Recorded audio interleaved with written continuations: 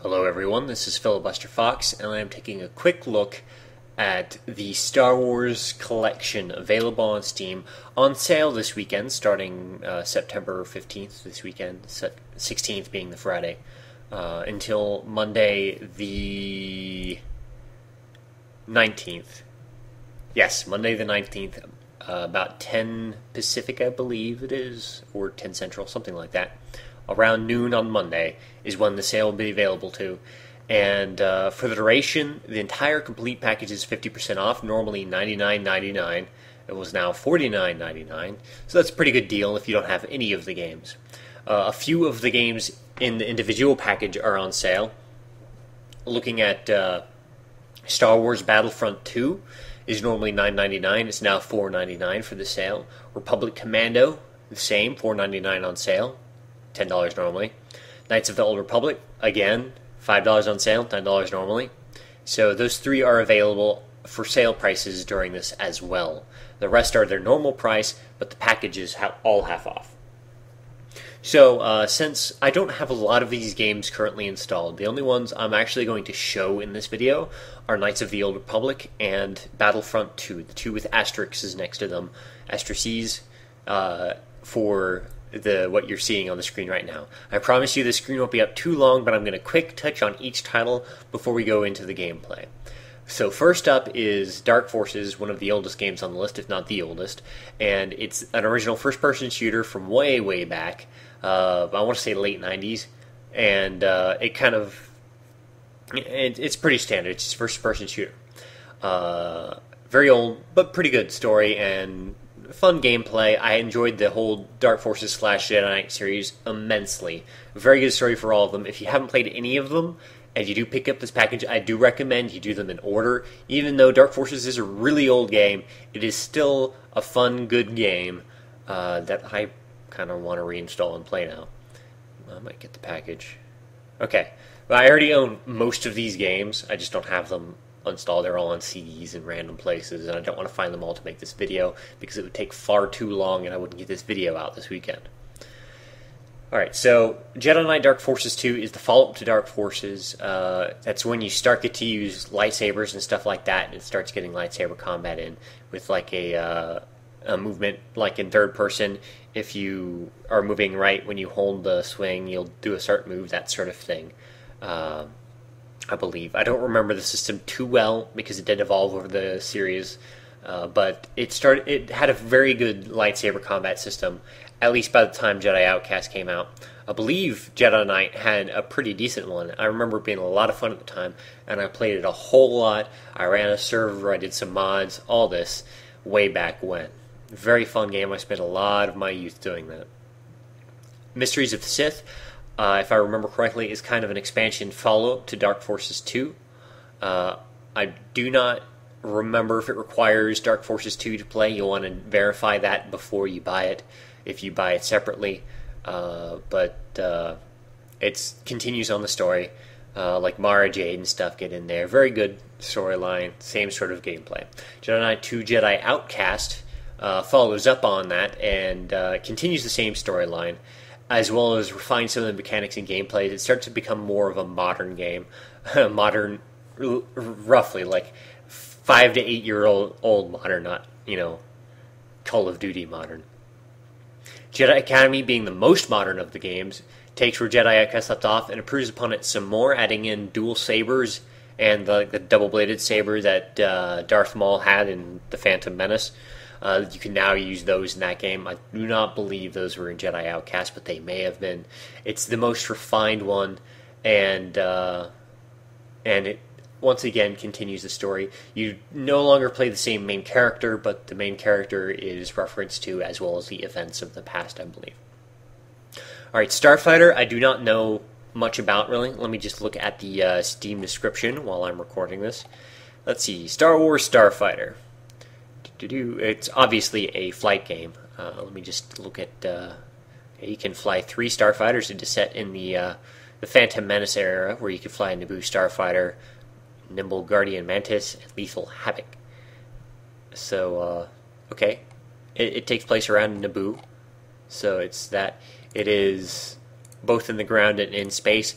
Looks like one of those modern kind of console things like you would see as a mini game in like Star Fox Adventures, or as in the Battlefront series, the kind of limited space life. It doesn't really look like that great of a game, but I can't honestly judge it because I've never played it and I do not own it. So you'll have to decide yourself whether or not it's worth it. I personally would not buy it separately if I'm buying some pick and choice games from this. If I'm buying the package, well, you've got it, you may as well give it a try. Battlefront 2 is a first-person shooter / vehicle combat / some space combat, just a little bit in there. It's first-person kind of thing. And it's a lot of fun, and you'll be seeing that in this video. I'll go into more detail then. It is definitely one of my recommendations from the list if you're just going through and buying some of the ones that are on sale, or just some of the titles because you've happened to notice them. Republic Commando, I believe, is another first-person game. I have not played it, so I cannot give a good review of it in this brief time. Let's see, it's got multiplayer squad system. I remember hearing about that when it came out. It is the prequels series.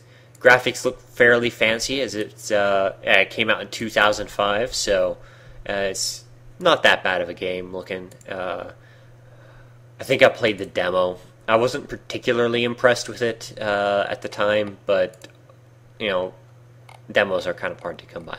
Once again, that one is on sale, so if you're thinking about picking it up, now is the time to, but I'm not sure if I'd recommend it. It certainly didn't make the kind of impact that the Jedi Knight series did. Alright, the Clone Wars Republic Heroes.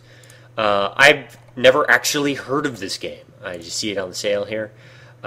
Taking a quick look at this here. It came out in 2009, so it's fairly modern. It looks like it has a kind of cartoony style to the characters, which is okay. You can play as Jedi, lightsaber combat, that sort of thing. So you play as a Jedi, it looks like. I'm looking at the screenshots on the store page right now. I'm not really sure what to think about this. This looks like it's more marketed towards children, but that doesn't necessarily mean the gameplay is bad. And then I scroll down to see the Metascore of 46 out of 100. While you can't always judge a game by its Metascore, the fact that it's that low may be a game to avoid. I would probably not pick it up. It is $20, it has bad reviews, and it doesn't look that great. It looks like it was just trying to cash off of kids and Star Wars. So that may be one to avoid. Once again, I have not played it, so I cannot give a fair review of it. And I don't plan on buying it unless I do end up picking up this package before the end of the weekend. In which case, I'll install it just so I can tell you how bad, or if it's okay, it is. The Force Unleashed Ultimate Sith Edition. This is a very popular console game, as is the follow-up. It kind of got ported to PC. I do not know how good the PC port is. I cannot recommend it or not recommend it. I played it on the PlayStation 3 briefly. It was a pretty good game, I have to say. It was mainly my own just kind of lack of interest in console games in general. I rarely finish any of the console games I have that kept me from playing it all the way through. But it looked pretty cool. Very, force power and lightsaber oriented, no blasters, I believe. But it looked like a lot of fun, and if you haven't played the games, it might be worth trying. It got pretty good reviews. It looked like a pretty good game. Same with its follow-up. I've never actually played the second one, but as the first was, it's only got a Metascore of 59. What's the first one have? It's probably a pretty good game. Yeah, the first one has 65. Well, that's surprisingly low. It may be because it's a console port, and it did not port well. Which would lead me to say, if you can get it on console, I would get it on console instead. Unless, of course, you're buying the complete pack, in which case, you're getting it anyways. $20 may be a little much to ask for those two games each. Maybe the second one, because it's newer, but still. And those were released in 2009 and 2010. So the second one's only like 11 months old. Alright, up next is Empires at War Gold Pack. Empires at War is a strategy game, unlike these others. I think it's like a mixed strategy game. No, that's Battlefront I'm thinking. Yes, it is a strategy game, top-down, with hero units, like your Jedi would be a hero unit, that sort of thing. It's reinforcement-based as opposed so much to base-building-based, but you do... it does have base building, and like that, but you reinforce at reinforcement points. A little hard to describe without showing it. I did enjoy this game a lot, though, so it is one I would recommend picking up and trying if you like strategy games. It's not the best strategy game, but it's Star Wars, and that's definitely a factor. That makes it kind of fun. It's got multiplayer, that sort of thing. I would like to do a video on it for you guys, but frankly, I don't know where my CDs are, so unfortunately not going to make the video, but I have played it and I did enjoy it. It's not great, but at least it's no Force Commander. Force Commander was a god-awful game, never buy it if you see it. The music was kind of entertaining, the Imperial Marching Medal. But that's a tangent. Empires at War is a pretty good game. $10 is a lot to ask for a game of its age. But it's a pretty good game. $20 normally would definitely be too much. $10 is pretty reasonable. The Star Wars stuff tends to be a little more expensive, as you can see from the prices. These like 10-year-old games for $5. So, yeah. Alright, Knights of the Old Republic, of course, is the premier pick of the lot. If you've listened to me this long, I absolutely have to say Knights of the Old Republic and its sequel is the best game, frankly, on this list. It's the best Star Wars game I've ever played. It is a BioWare RPG. You'll be seeing some of the gameplay. I adore this game so much. Knights of the Old Republic 2, also a phenomenal game. I kind of like the story of the first one better, but they didn't improve upon gameplay and graphics and such in the second one. But the second one, still better than every other game on this list, with the exception of the first Knights of the Republic. The first Knights of the Old Republic, if you're planning to play the Old Republic, you need to buy this game, and you need to play the second one if you can. It's on sale for $5. It's not that much. It's definitely worth going through if you like RPGs. If you plan to play the Old Republic MMO, it will certainly give you a feel for what to expect, and you'll see some landmarks they are remaking for that MMO, like Korriban and such. It'll give you a kind of feel for the time period it's set in, since it's so far above the prequel movies. It's, 1,000 years before the movies? Something like that? I don't know for sure. But you'll be seeing that as we come up to it, and I'll rave about it as I play it. Once again, the complete pack is half off for $50 instead of $100. Very reasonable price considering what you're getting. A lot of good games.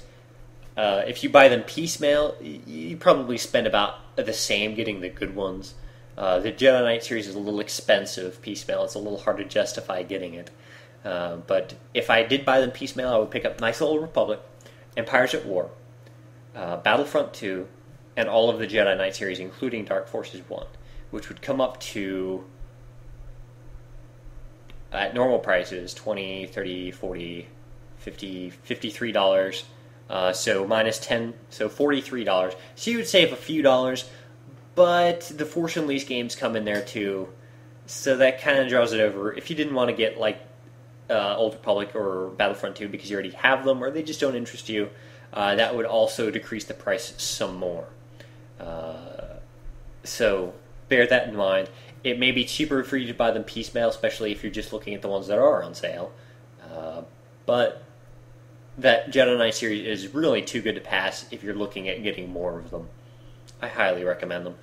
Alright, that's enough of me talking, just blathering on, looking at a single picture for a video. It's a pretty lazy video. I would have liked to do more detail into it. However, I just can't. So I'm going to hop into Knights of the Old Republic first. It is the good one, and I've already talked for nearly 15 minutes, so this will be in part 2 of the video where you actually see gameplay. I'm sorry I spent 15 minutes talking about these games, but we're just going to go right on to the second video and show you Knights of the Old Republic. So I will see you right there.